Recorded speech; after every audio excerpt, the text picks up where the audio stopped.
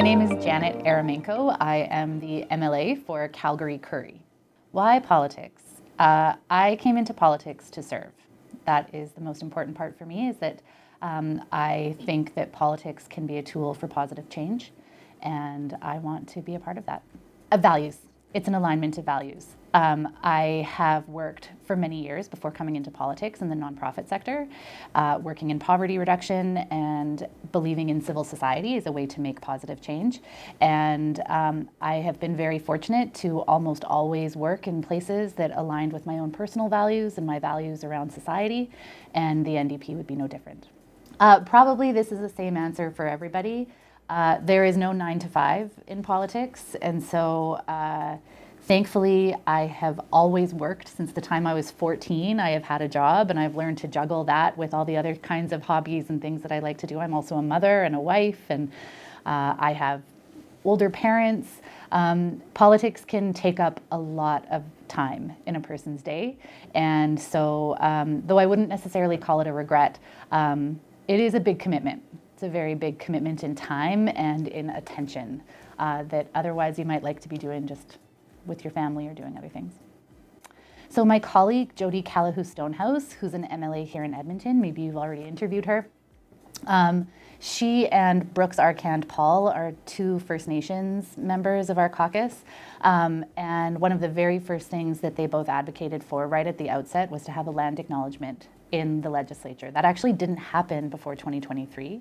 And every Monday morning, after we sing the national anthem, there's a land acknowledgement. And I revere that moment. I think every single week we can kind of circle back to what it is that we do in a way that is really grounded in the history and in the legacy of this country and in this place long before Canada existed. So every Monday morning is one of my favorite times. You know what, coming from Calgary, I am a born and raised Calgarian, and I love the Stampede. It is one of the best things about our city, and I grew up going to the parade every year and going to the rodeo and enjoying the Stampede, both as a volunteer and just as a guest. And so I really love the Stampede every year. I do get a little bit of a different perspective when you're in the parade rather than on the sides. But it's just the best, and it's just the funnest time to be in the city, and everybody is so kind and generous, and just having a lot of fun, and the Stampede is a total highlight. I'll try to keep this story short. There was the head of foreign affairs for Barack Obama, was a woman who worked in foreign affairs for decades and decades. And her goal has become my goal. Her goal was to always finish every day being effective and being respected. Those are the things that I want to be remembered by. Sometimes in politics, very rarely do you get a really big win. More often you get little small incremental positive change. Sometimes you get you take a few steps back. At the end of the day, what I want to be remembered for is that I was effective in my position, and that I was the representative that people deserved in Calgary Currie. Well, something that's really top of mind right now is around what the UCP, so on the other side, the government, is calling compassionate intervention. That's ultimately legislation that I'm expecting for them to introduce this spring that will force people into treatment, into accessing healthcare. It's very top of mind, but if I had some power, I would ensure that didn't actually move ahead. I think it is a policy that should be one of absolute last resort. We should exhaust all of our other options before we go to something so extreme, where there's very little evidence, in fact, that it can actually be effective. And so certainly very top of mind when it comes to my file on mental health and addiction. That's one that I would not want to see introduced, because I think that what we can do is do a far better job of building up some of our other systems and programs and legislation so that those are actually fully accessible for the people who want and need them before we go to such an extreme move to actually force people into treatment.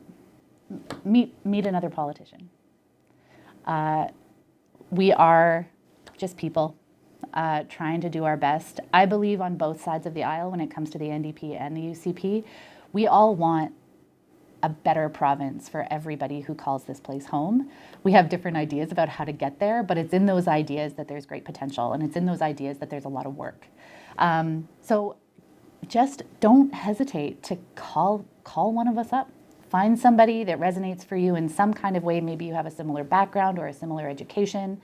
Find somebody with whom you think you might have a bit of an affinity, you see yourself in, and really and truly just send us an email.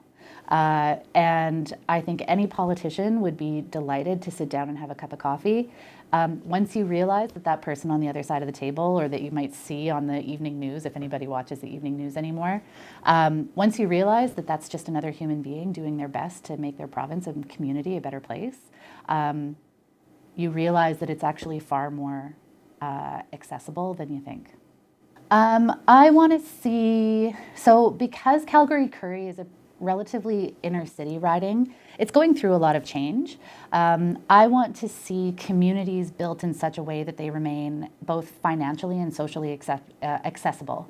So in terms of building up our infrastructure, schools, brownfield development, I know is kind of more of a municipal issue, but I actually think the province has some really big opportunities to talk about ways that we can kind of unlock some of that land and some of those spaces to build really accessible communities.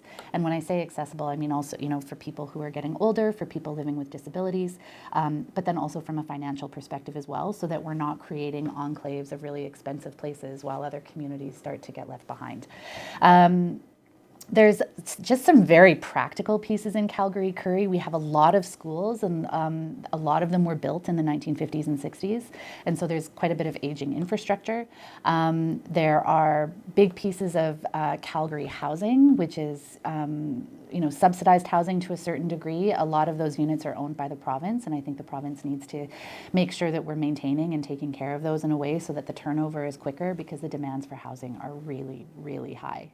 The last one that is always top of mind for me is right at the end of, right in the corner of my riding at the west end of downtown, is a huge chunk of land that is totally underutilized.